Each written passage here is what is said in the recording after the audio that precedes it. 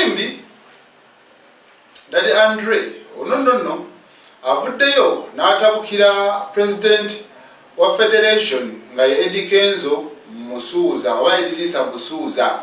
Kati ono tamutabukidde yekka, agasseemu ne big size Bebe Cool. Agamba Bebe Cool okumuteeka mu nsonga esategerekeka kya bugwagwa era tekiriyo lwa nsonga.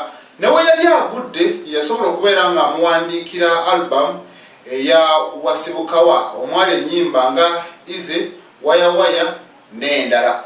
Kati bwati bwasobodde okubeera nga annyonnyola. Imagine kati mbu Kenzo n'addawo n'agamba muno mugezi n'abantu mala aboogera mbu Kenzo biki ne bagala look at this. Nendaba ne Bebe Cool ng'ayogera mbu Andre bw'asaasireko ku Kenzo.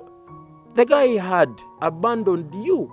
Ningina nenjogera ne because I had given them they started going there. Nogeno kula Kenzo manyira agamba nti oyo Andre simanyi biki twogere mwogere nga already naboogererayo.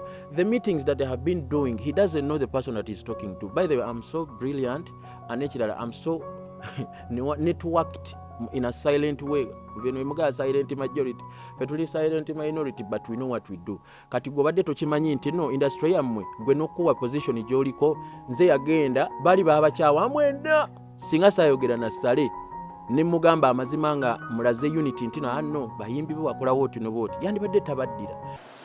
Ono ne Kenzo amutwaliddemu. Jukira Kenzo akayimba akabaddeko omwaka ogwaggwa aka balipira boda. Daddy Andre ayomu kubakateekamu amaanyi era yakaproducinga okutuuka otwakawulirira ne katunyumira. Kale abadde n'ebigambo bikawu byokka eri ababiri abo. Bebe Cool naye akimanyi.